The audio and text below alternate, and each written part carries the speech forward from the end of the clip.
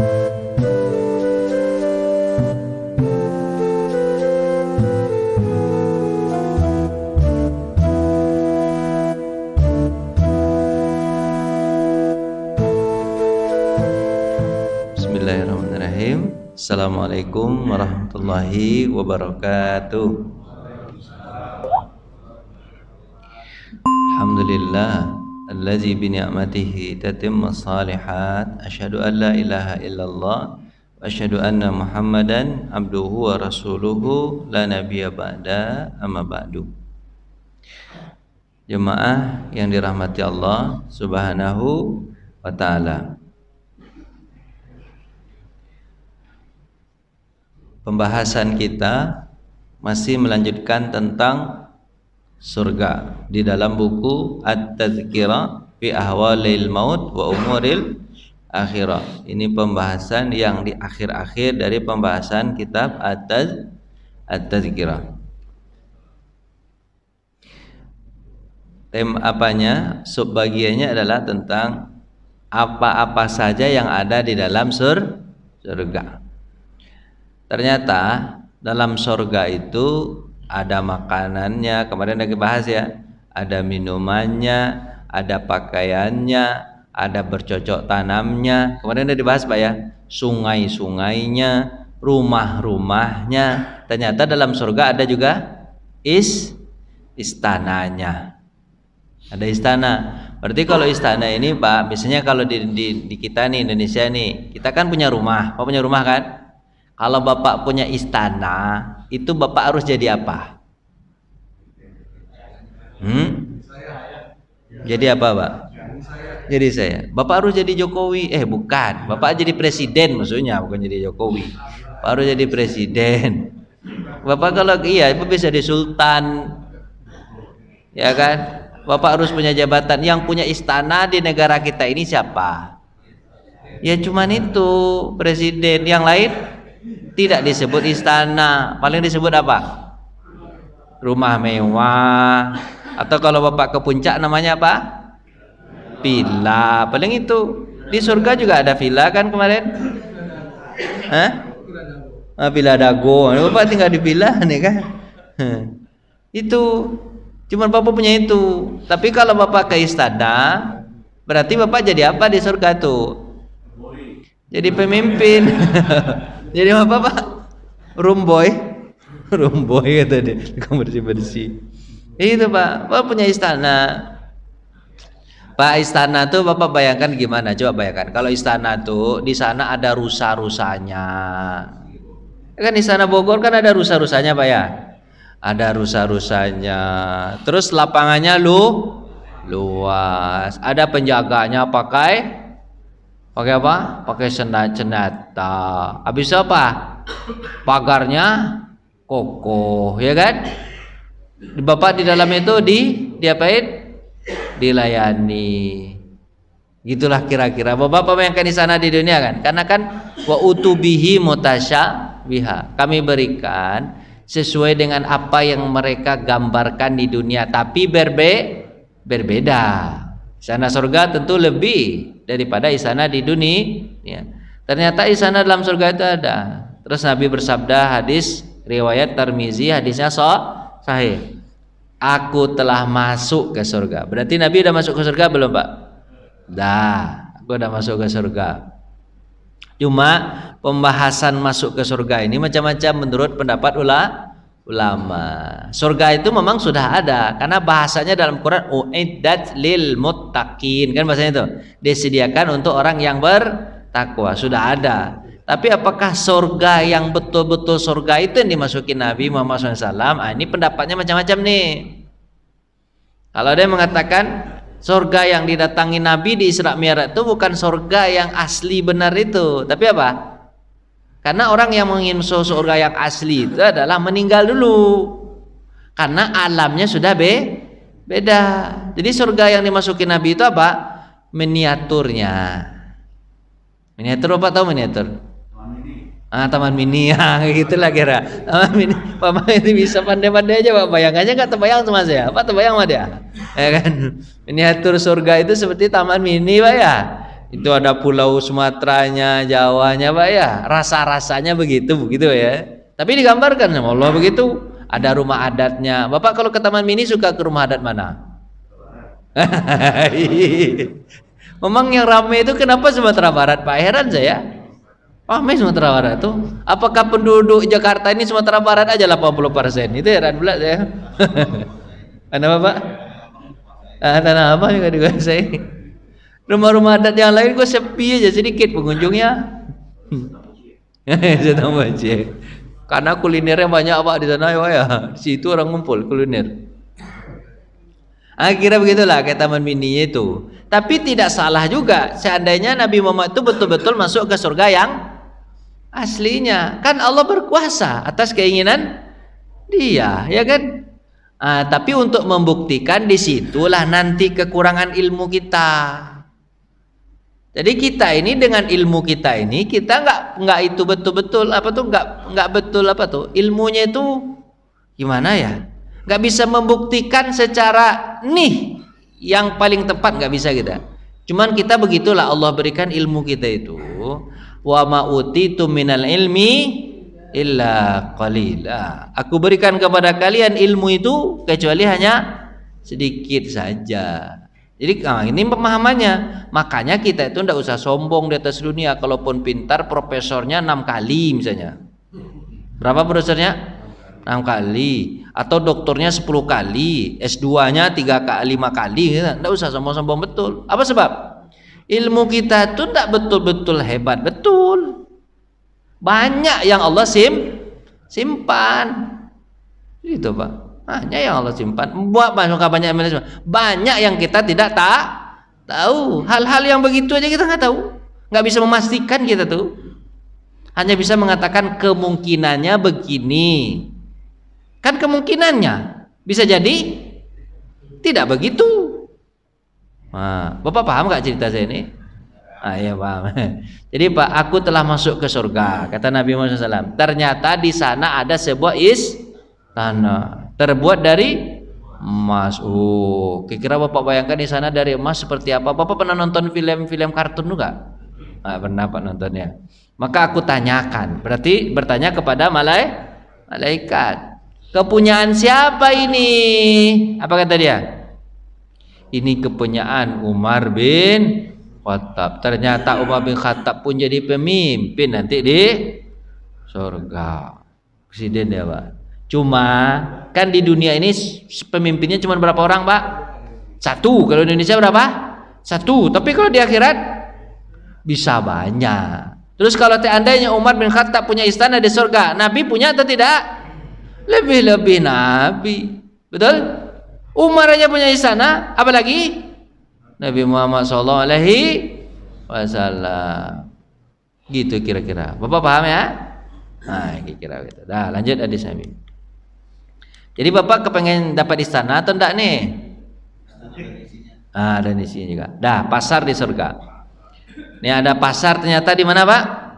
Surga. Ini mirip di dunia ini mirip. Pasar juga ada. Hadis riwayat Muslim. Sesungguhnya di surga benar-benar ada satu pasar yang didatangi oleh para penghuni surga setiap hari Jumat. Maka bertiuplah angin dari utara, menebarkan bau minyak kasturi wangi. Jadi kita datang ke pasar setiap hari apa Pak? Hari Jumat. Berarti pasar Jumat sekarang ini. Cuman Bapak jangan datang ke pasar Jumat sekarang. Macet minta ampun. Jalannya tinggal 1. Aduh Pak, Bapak jalan. Saya kan dari Bojong Sari. Saya kerja jauh sekarang Pak. Pak tak tahu saya kerja jauh. Saya ngajar ke RC Cempaka Putih Pak. Jauh betul 40 kilo. Pakai motor-motoran. Jam 5:30 udah berangkat. Ini kalau seandainya hari kerja hari Senin nih Pak. Ini saya berangkat ya nih. Belum lihat matahari lagi saya udah pergi Pak. Memang betul juga kata orang Pak. Pergi belum matahari terbit, pulang matahari dah terbenam hilang. Jarang nampak matahari. Kalau nggak keluar kita di kantor nampak matahari itu. Tapi enggak, saya pulangnya jam 4. Sampai di rumah udah kadang-kadang akan maghrib, kadang-kadang udah maghrib, tapi dapat salat maghrib di rumah. Coba ya. Kenapa saya ceritain saya ya? Itulah masa Jumat. Ini masa Jumat ceritanya. Ini masa Jumat Pak. Pergi kita ke hari apa, Pak? Hari Jumat di situ, di pasar itu. Maka bertiuplah angin. Terus Bapak tanya nanti, Ustadz, nanti hari Jumat kita nggak sholat Jumat, Pak Ustadz. Masa kita ke pasar? Mana ada sholat lagi, Pak? Sholat itu beban. Beban atau kalau anugerah? Ayo. Kan beban kan? Begitu bilang beban kan? Mak di surga itu tidak ada beban lagi, Pak. Ada beban lagi. Berarti di surga juga harinya juga ada hari-hari di dunia ini ya, dari Senin, Selasa, Rabu, Kamis, Jumat gitu. Untuk apa ditetapkan hari-hari itu juga di surga, Pak? Untuk apa, Pak?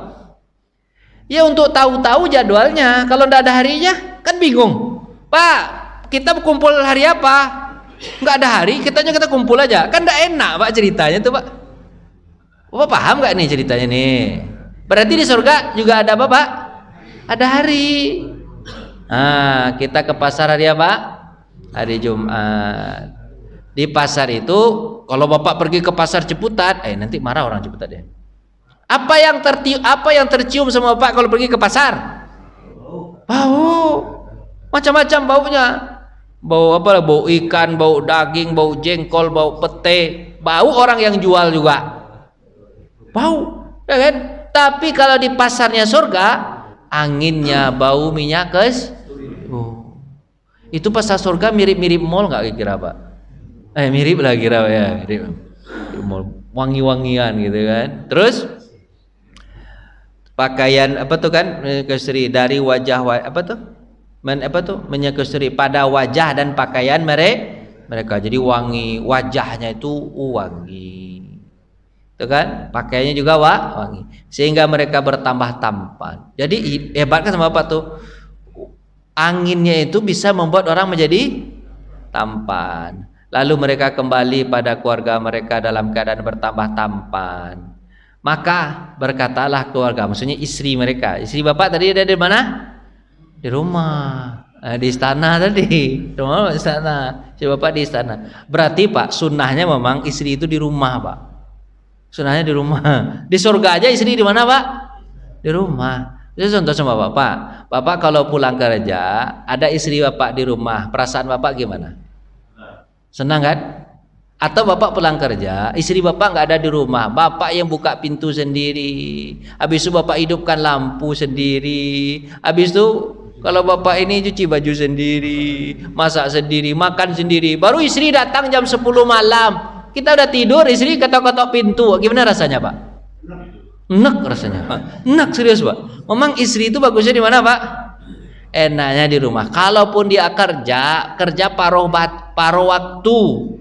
Tidak ngalah-ngalahin kerjanya suami. Pokoknya kita berangkat dulu, istri nanti berangkat kemudian. Istri pulang dulu, baru sudah tuh kita yang pulang. Oh, indahnya ketika istri bukain pintu. Bang, insya Allah senang hati. Bapak begitu nggak, Pak? Bayang-bayangkan aja lah begitu, ya kan? Kemudian berkatalah keluarga mereka, demi Allah, kamu sekalian semakin tampan.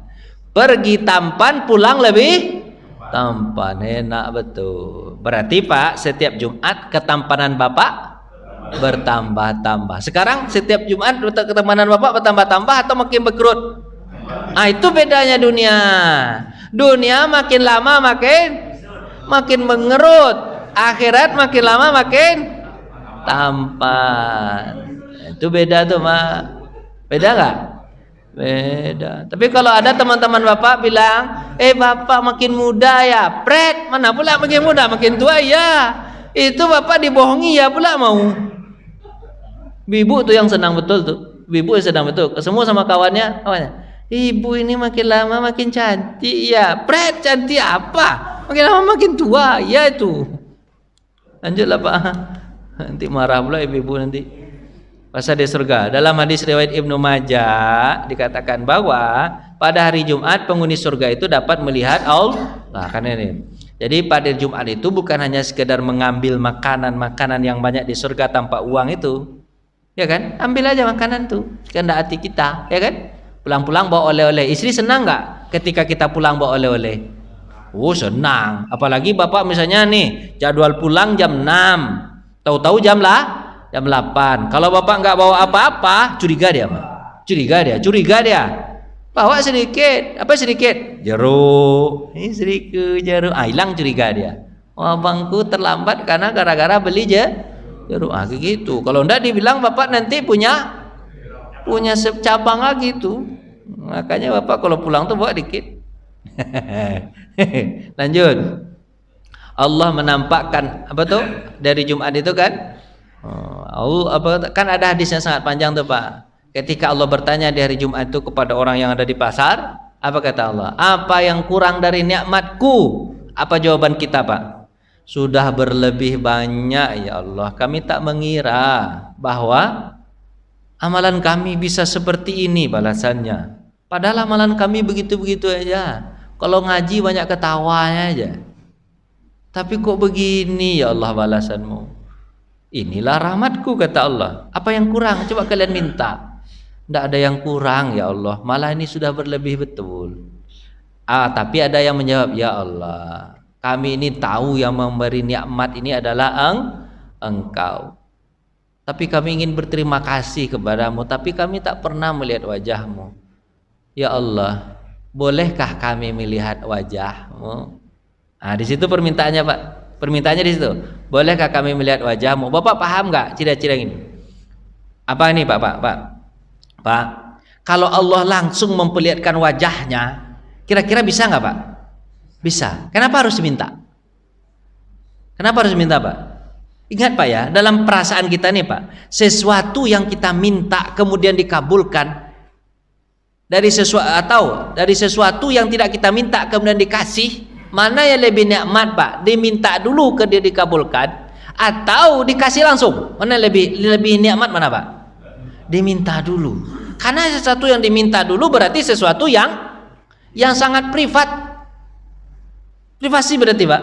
Itu diminta dulu baru dikasih. Gitu kan? Itu diminta dulu. Jadi sebenarnya Allah tuh bisa saja memperlihatkan wajahnya langsung. Tapi Allah ingin dari kita yang minta. Biar apa? Biar kita bisa merasakan kenikmatan yang lebih daripada diberi langsung. Itu, Pak.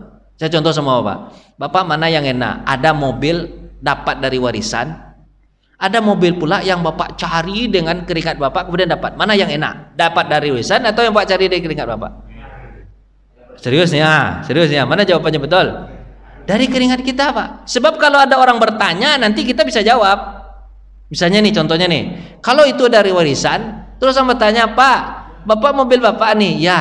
Dari dapat bagaimana cara dapatnya nih, Pak? Warisan. Apa kata orang? Warisan.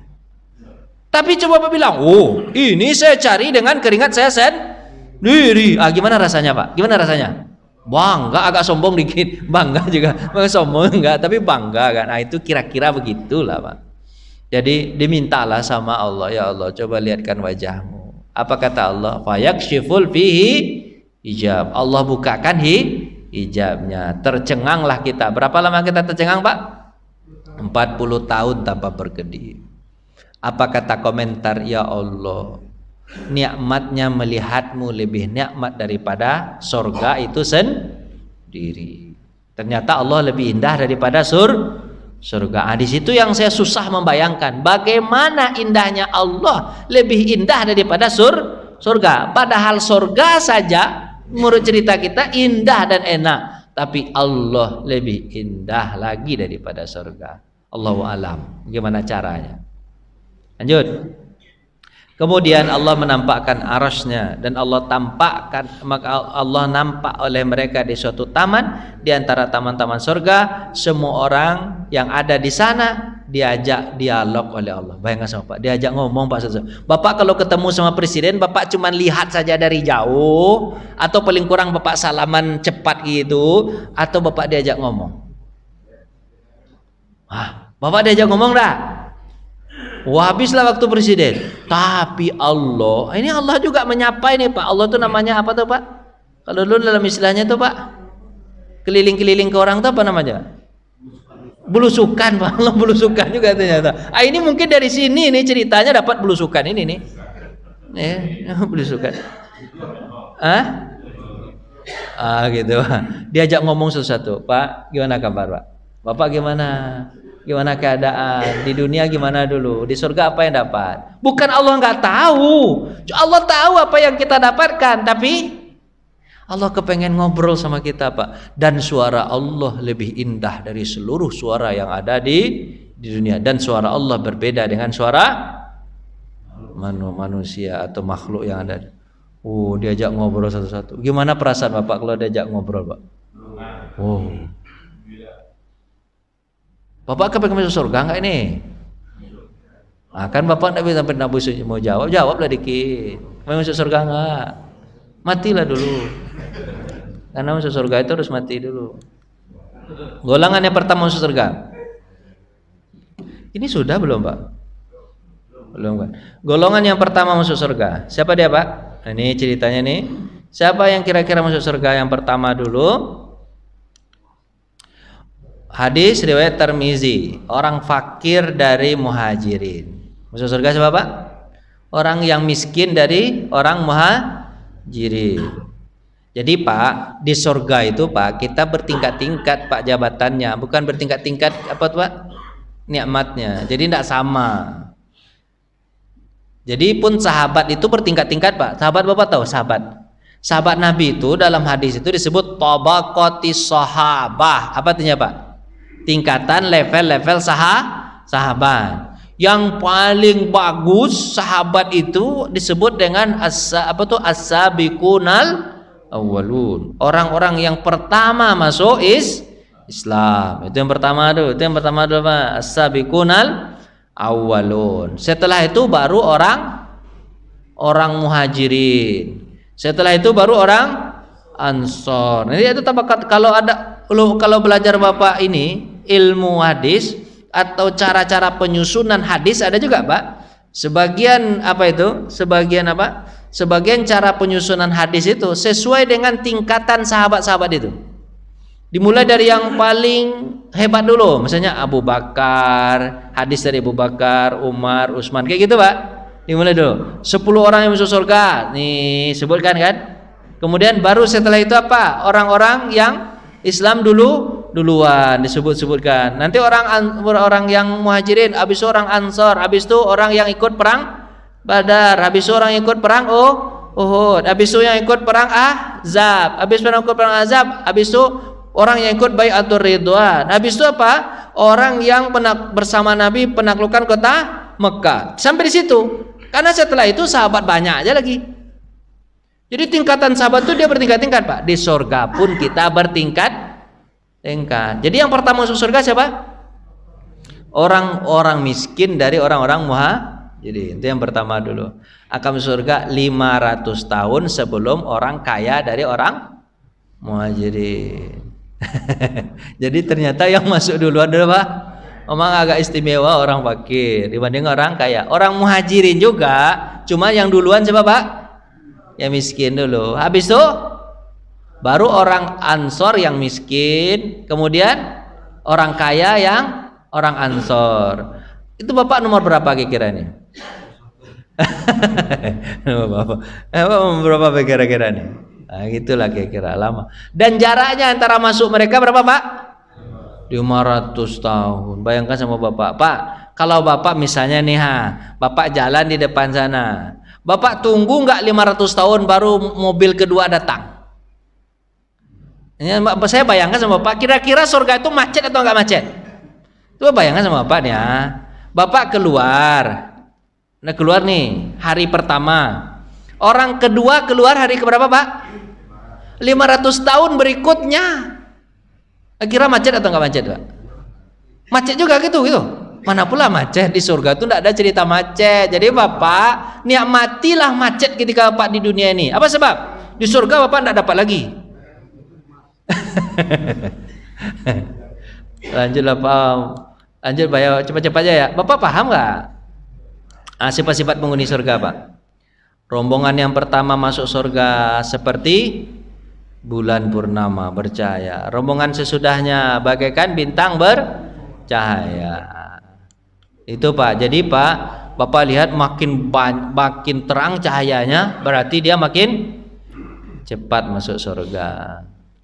Di surga mereka tidak kencing, tidak buang hajat, tidak udah yang kotor-kotor nggak ada Pak. Terus tidak mengeluarkan ingus, tidak batuk keringat mereka seperti minyak kasturi. Itu di surga Pak ya. Terus tinggi mereka seperti Nabi Adam. Usia mereka rata-rata 30. Tidak berjanggut. Terus tidak sirna kemudaannya. Jadi di sana nggak tahu kenapa kok tidak berjanggut gitu Pak. Allahu a'lam lah ya. Padahal di dunia disunahkan untuk berjanggut. Tapi di surga rapi begitu. Tapi Bapak kalau ingin berjanggut nanti berjanggut lah.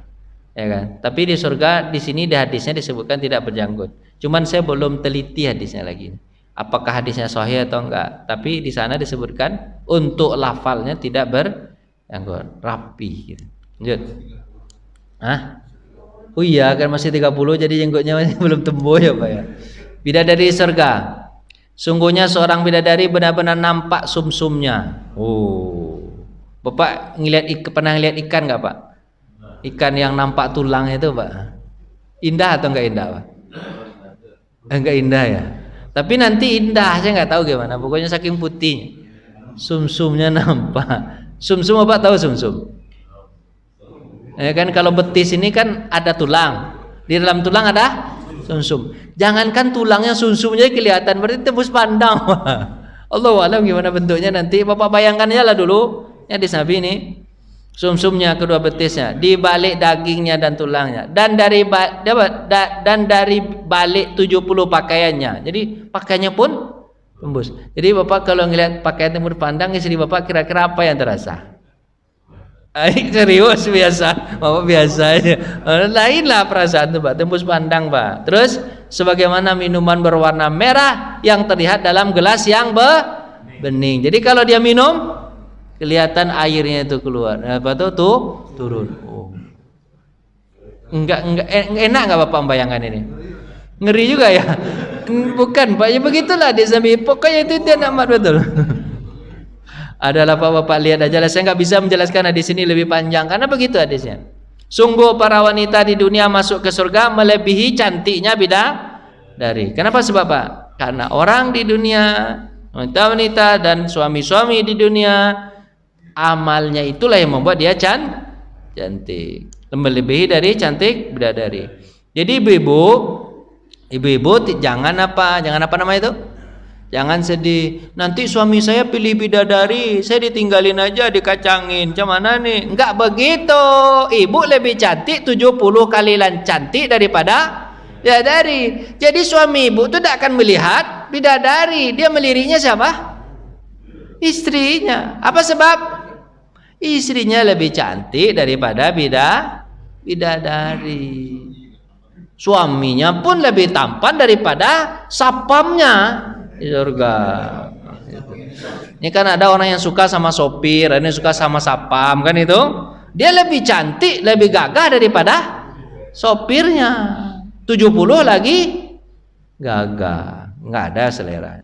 Mahar di surga. Jadi Bapak kalau kepengen masuk surga ada maharnya. Apa maharnya Pak? Abu Quhafah. Abu Quhafah ini Pak tahu Abu Quhafah ini salah tulis.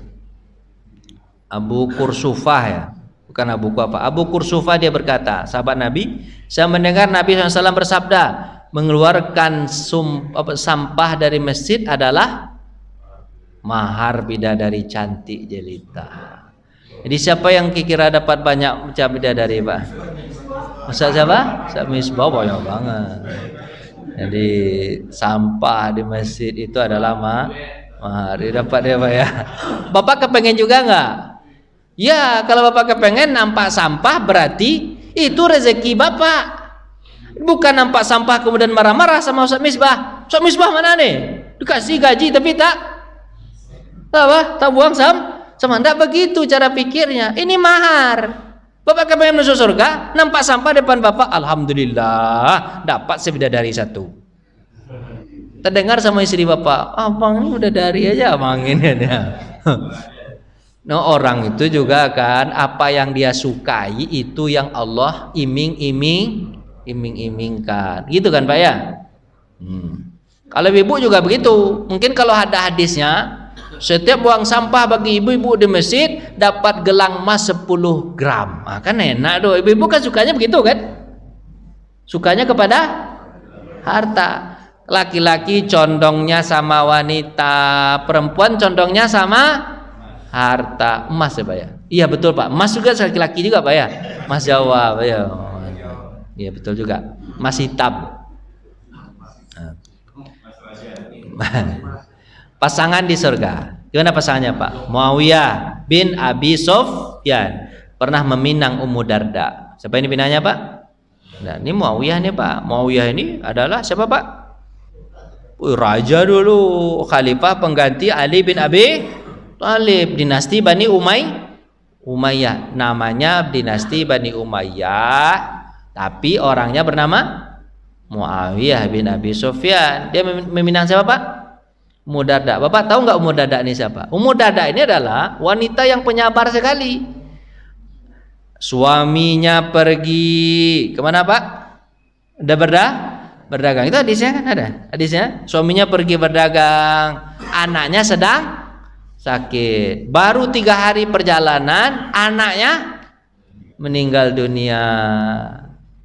Nggak langsung di SMS istrinya itu Pak, suaminya Pak. Bang, anak kita meninggal, pulanglah Bang. Kan itu? Nggak, Ummu Darda ini membiarkan suaminya pergi berdagang ke Syam. Syam itu paling kurang 2 bulan ke sana tuh Pak. Sudah pulang, nah ini kesabaran Ummu Darda nih Pak. Sudah pulang, suaminya tentu bertanya tentang anaknya. Anak kita mana? Apa jawaban dia? Abang kan belum mandi. Mandilah Bang dulu. Adalah mandi dulu. Udah mandi? Selesai mandi? Tanya lagi, anak kita mana? Kan suami gitu. Anak kita mana? Berarti anaknya namanya Darda. Ayahnya bernama Abu Darda, ayahnya si Darda. Ibunya bernama Ummu Darda. Nah, kayak gitu kan enak betul, nama begitu aja buat Ummu Darda, berarti ibunya si Darda. Anaknya Darda namanya. Terus apa Pak? Mana anak kita? Abang kan belum makan. Makanlah Bang lu. Makan. Saya makan. Anak kita mana? Ayo datangkan anak kita ke sini. Apa kata dia? Apa? Abang kan capek. Abang tak hajatkah sama saya? Dia pakai baju seksi. Abang tak pakai hajatkah sama saya? Ini nama juga laki-laki kalau ditawarin. Bapak kalau ditawarin gitu gimana? Lain aja. Gimana? Ya kan? Akhirnya gitu. Yalah kata abang ya kan. Masuk dia ke kamar. Ah tuh enggak diceritakan tuh skip tuh. Skip itu. Dah, masuk kamar. Dah selesai masuk kamar. Dah selesai kamar, ya kan? Dah selesai masuk kamar. Besok pagi tuh bangun. Habis bangun kan masuk pagi, tuh bertanya lagi, anak kita mana? Apa jawab? Anak kita sudah tenang, Bang. Maksudnya? Tenang apa? Bang, saya mau tanya sama Bang begini dulu ya. Ada pagi-pagi lagi. Pagi-pagi kan otak fresh. Bang, apa? Kalau ada orang yang nitipkan barang kepada kita, Bang, ada nitip barang sama kita nih. Menurut Abang, kalau dia datang terus mengambil barang titipannya, kita kasihkan atau enggak, Bang? Kira jawab apa? Kasihlah, kan titipan orang. Ngapain kita tahan? Itu punya orang, bukan punya kita. Dia nitip pun sama kita, bukan ngasih. Oh begitu ya Bang. Begini Bang, anak kita itu adalah titipan Allah. Dia ambil lagi Bang. Marah Ummu Darda. Kau biarkan aku mandi, makan, kemudian melakukan hajat bersamamu, pagi baru kau kasih tahu. Oh, kira-kira gimana tuh Pak? Itu marah Pak. Cuman marahnya sahabat beda sama marahnya Bapak. Bapak kan ambil kayu Pak pukul kepalanya kan. Tidak begitu cara marahnya. Kalau marah minta sesuatu datang kepada Nabi mencari hukum. Nih gimana Nabi istri saya ini?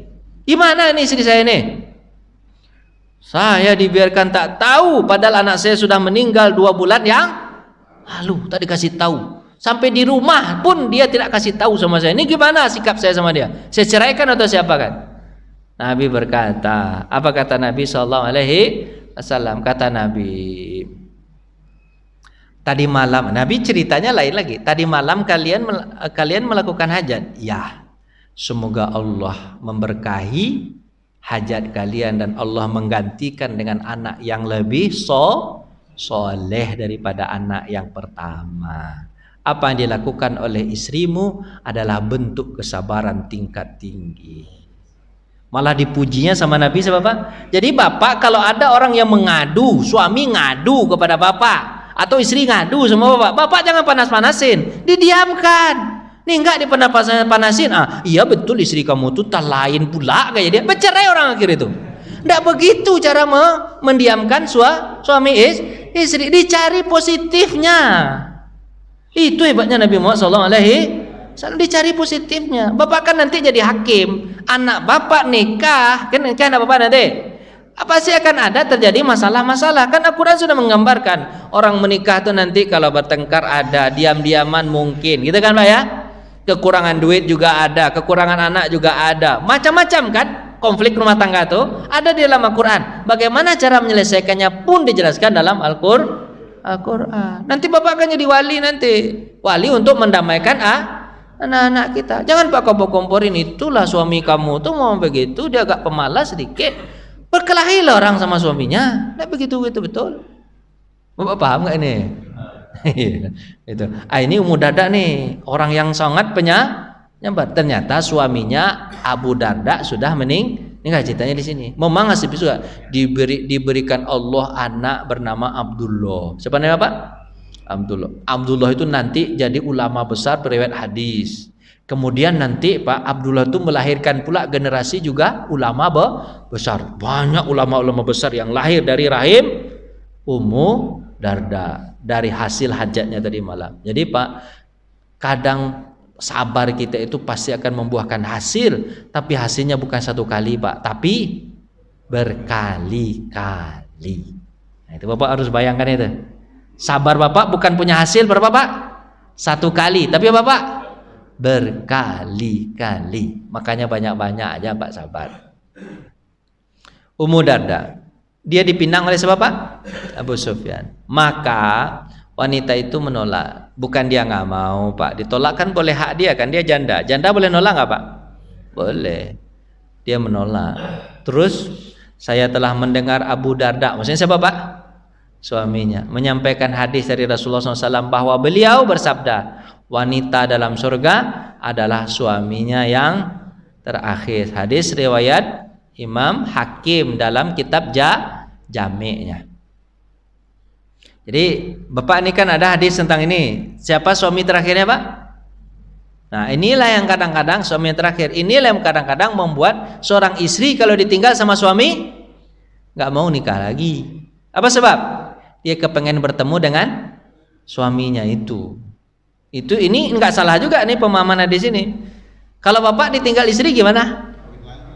Serius? Berarti Bapak nggak kepengen ketemu sama istri Bapak yang tadi.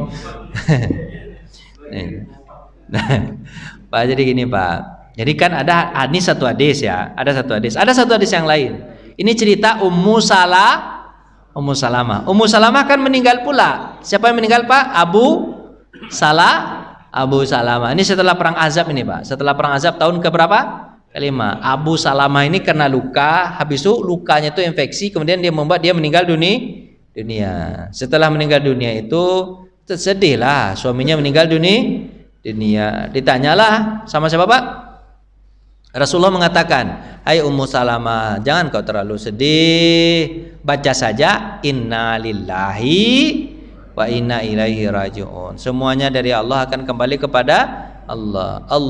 Tambah doanya, Allahumma ahtasib fi musibati fajirna fiha. Ya Allah, hitung ini musibah, cobaan untukku, tapi beri pahala aku dari musibah ini. Allahumma tasib fi musibati fajirna fiha wa abdilna khairan minha. Ya Allah, ganti suamiku dengan suami yang lebih baik. Terus hadis itu dianjurkan, wa abdalallahu khairan minhu. Allah gantikan untukku suami yang lebih baik daripada Abu Salamah. Siapa dia penggantinya? Rasulullah SAW. Jadi Nabi itu Pak, menikah itu kadang-kadang untuk menyelamatkan para janda dan anak-anak yatim tuh. Ya kan? Begitu. Bapak kira-kira menikah begitu nggak untuk nikah ke berikutnya itu? Menyelamatkan janda dengan anak yatimnya atau anak jandanya aja? Bapak mau jandanya aja, anak yatimnya nggak mau. Nabi itu anak yatim itu yang dilihatnya. Terus ceritakan sampai situ. Ditanyalah Ummu Salamah bertanya lagi setelah nikah. Dalam hal nikah tanya, ya Rasulullah, suamiku kan 2, gitu kan? Abu Salamah dan engkau ya Rasulullah. Terus dia bertanya, ya Rasulullah, kira-kira nanti di surga suamiku yang mana? Kan 2 nih, mana suamiku nanti? Berarti pemahamannya di surga pun pasangannya Pak satu-satu. Berapa Pak? Satu-satu. Satu suami, satu sepasang gitu. Pasang gitu Pak. Cuma rasanya seperti rasa 70 orang. Satu dia tapi rasanya rasa 70. Bapak kira-kira kalau punya istri 70 gimana rasanya Pak? Enggak sanggup Pak ya. Cuma satu tapi rasanya 70, itulah begitulah. Istri juga begitu. Satu suaminya tapi rasa 70 juga. Gitu ya. Gitu. Gimana ya cerita yang begitu-gitu ya. Makanya nanti Ustadz jadi salah paham kadang-kadang. Ustadz tuh di surga kita ngapa-ngapa itu aja kerja kita kan gitu. Ada kan dulu menjadi polemik kan Ustadz ngomong gitu kan berlebihan begitu juga. Saya mudah-mudahan nggak sampai ke situ. Gitu. Apa jawaban Rasulullah kepada Ummu Salamah? Kan dia tanya tadi, apa tanyanya Pak? Siapa pasanganku di surga? Apa jawaban Nabi Muhammad? Apa jawaban Nabi Muhammad? Mana yang paling kau cintai, itulah pasanganmu. Ummu Salamah senyum-senyum. Padahal Nabi bilang mana yang paling kau cintai. Ummu Salamah dalam hatinya apa Pak? Kau yang paling aku cintai. Berarti kau nanti yang jadi suami. Padahal begitukah? Enggak. Jadi Bapak boleh menyenangkan hati istri. Itu di sini pemahamannya. Bapak boleh menyenangkan hati istri walaupun belum terjadi. Misalnya nih, Bapak kan punya duit nih, nampak sama suami di sini Bapak kan duit Bapak. Terus saya bertanya, "Bang, duit itu untuk siapa, Bang?" "Ya untuk kita bersama, Dek." Wah, adeknya Pak, istrinya senyum-senyum. Terbayang sama dia emas, baju udah terbayang sama dia. Padahal untuk kita bersama itu maksudnya istri pertama, istri kedua juga ada. Ibu maaf ibu. Dia bertanya.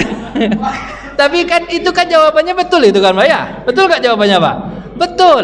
Karena Nabi Muhammad itu dipasangkan untuk 4. Nah ini bedanya lagi. Kita pasangannya memang satu-satu kan, hadisnya itu kebukuannya itu satu-satu kan, satu-satu. Tapi Nabi Muhammad ada kekhususannya. Pasangannya berapa? 4. Pas siapa pasangan Nabi Muhammad? Itu kekhususan. Apa tuh? Yang pertama? Aisyah, istrinya Fir'aun, imra'atul Fir'aun. Karena dia tidak menikah, suaminya masuk neraka. Imannya kuat seperti imannya Nabi itu. Berarti imannya kuat seperti imannya Nabi, berarti cantiknya pun lebih cantik dari yang lain. Kan itu? Aisyah. Siapa lagi, Pak? Maryam. Terus siapa lagi? Khadijah. Masih tahu dia punya suami baik Pak, cuman dibunuh itu. Suami baik dibenamkan juga. Masitoh dan keluarganya. Cuma yang terkenal adalah Masitoh. Itu kan yang Masitoh pada masa Fir'aun digoreng atau direbus Pak? Direbus ya Pak. Nah, jadi istri Nabi itu siapa? Aisyah, istrinya Fir'aun. Maryam binti Imran. Siapa lagi Pak? Khadijah binti Khuwailid. Aisyah binti Abi Bakar. 4 istri Nabi Muhammad SAW. Itu khusus Nabi. Bapak kalau kepengen begitu udah jadi Nabi pula lah Bapak. Makanya Man Musaddiq dia kepengen jadi Nabi. Itu masalahnya. Nah, gitu Pak. Jadi Bapak paham enggak nih? Paham enggak cerita di sini? Ini jadi hadis itu tapi bisa digabungkan juga, bisa digabungkan. Nanti di surga Bapak tinggal pilih, mau suami terakhir atau mau yang lebih Bapak cintai. Artinya apa? Artinya ini pemahamannya nih Pak. Pemahamannya itu adalah mana lebih betul. Yang terakhir biasanya ya Gimana ya, Mama? Saya takut Bapak salah nih, Mama. Udahlah begitu aja lah. Nanti digabungkan aja. Bapak mau yang mana? Pilih Bapak nanti. Mau yang terakhir atau mau yang lebih Bapak sayangi atau cintai. Sudah. Tapi bukan berarti bahwa ini masalahnya kan ini Ummu Darda ini. Siapa Pak? Ummu Darda. Ummu Darda itu biasanya Pak perempuan kalau sudah ditinggal suami dia tak ingin nikah lagi. Gitu. Apa sebab Pak? Malas dia punya suami itu, ngerepotin aja. Serius, Bapak tanyalah, saya pesan sama ibu, serius Pak, serius. Bapak ini jangan bangga-bangga betul Bapak jadi suami, serius. Tanya sama ibu-ibu ini hati kecilnya Pak. Saya ketemu sama ibu-ibu, nih 7 orang Pak. Dan itu rata-rata dokter Pak. Saya sambil ngajar. Tuh bertanya, istilah biasanya kita lah cerita-cerita kan. Saya tanya sama ibu-ibu dengan pertanyaan singkat aja, gampang aja Pak. Apa? Bu, menurut ibu-ibu yang ibu suka mana?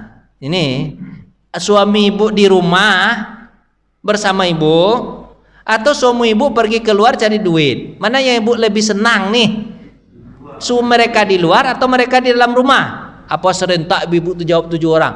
Kayak dia apa? Tanpa dikomandoi serentak mereka bilang apa Pak? Kami lebih suka suami kami di luar Pak Ustadz. Lain gaya ibu nih, kan kenapa suami ibu di luar ibu senang? Kalau di rumah Pak Ustadz banyak yang disuruhnya Pak Ustadz. Tuh ambilkan tuh remote bos ini remote. Tuh air ambil. Susah kami Pak, enggak bebas kami di rumah kalau ada suami. Tapi kalau suami di luar Pak Ustadz, oh merdeka kami. Ternyata Bapak ini beban istri semua. Serius. Jadi Bapak jangan bangga betul Bapak jadi suami. Jangan betul. Makanya rata-rata mama Pak, istri itu kenapa kok masih mempertahankan kita Pak? Kenapa Pak? Bapak jawab baik, jawab Bebe. Kenapa Pak? Jawab Ibu. Kenapa kok suami dipertahankan juga? Apa sebab Pak?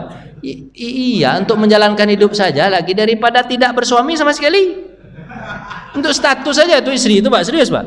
Untuk status saja. Tidak terlalu butuh betul istri itu sama kita itu Pak, serius. Bapak jangan bangga-bangga betul. Ya biar tahu diri pula kita sedikit Pak. Biar tahu diri pula. Serius Pak. Bapak. Makanya Bapak sering lama-lama aja Bapak di masjid. Di rumah itu sebentar-sebentar saja biar kangen dia. Bapak jangan terlalu lama di rumah. Nek istri Bapak tuh ngeliat Bapak tuh. Serius. Enggak ke situ. Saya tadi lihat makanan aja ada teratur begitu. Udahlah begitu aja lah dulu pasangannya Pak ya. Cerita kita nanti kita terima. Masih surga ini enak betul, kita panjang betul ceritanya surga ini. Enggak apa-apalah sampai santai aja kita Pak ya. Enggak santai aja sedikit ya. Mohon maaf nih atas segala kekurangan. Saya rasa Bapak enggak akan ada yang bertanya. Ada Pak. Nah, boleh Pak. 1 orang ya Pak ya. Silakan Pak. Ya. Iya aja, ngapain gitu? 1.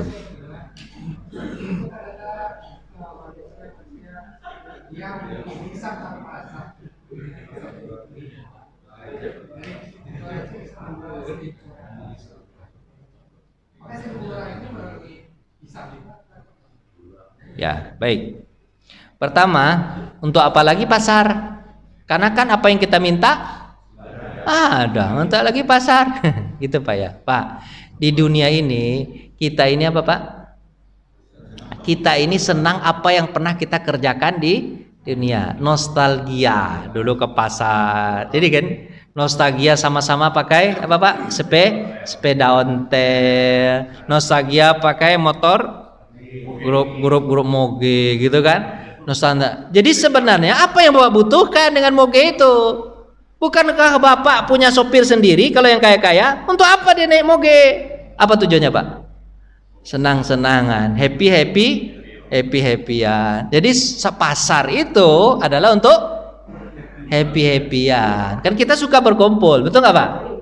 Pak ini habis makan. Mana yang lama Bapak duduk di sini, yang betah atau duduk di luar nanti ngobrol?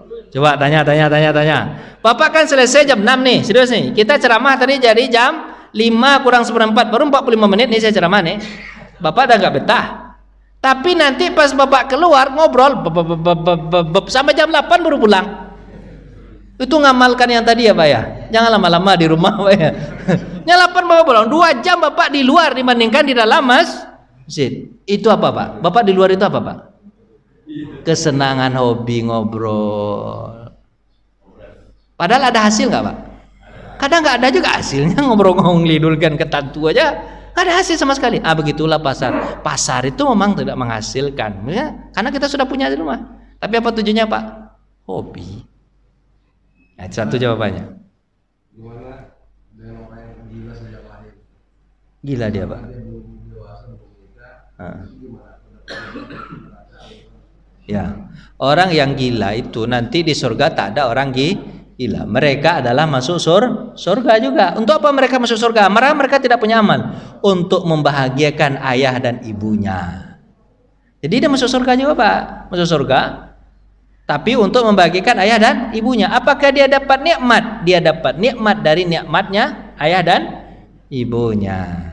Gitu Pak. Jadi Pak, kalau ada anak gila, yang beruntung sebenarnya siapa Pak? Ayah dan ibunya. Apa sebab?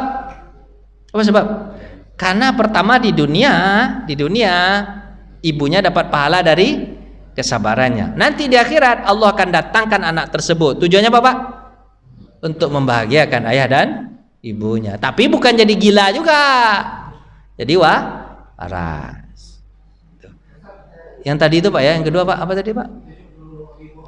Ya bisa. Jadi orang yang dihisap tadi, yang kita kan tidak dihisap, kemudian masuk surga, misalnya penghafal Quran masuk surga duluan kan, ya kan? Terus kita bisa memberi syafaat 70 anggota keluarga kita kan, bahasanya 70 ya, bukan 1000 Pak, 70 itu udah banyak itu Pak. Bapak menghafal nggak kira-kira keluarga Bapak sebanyak 70? Nggak hafal juga Bapak kan?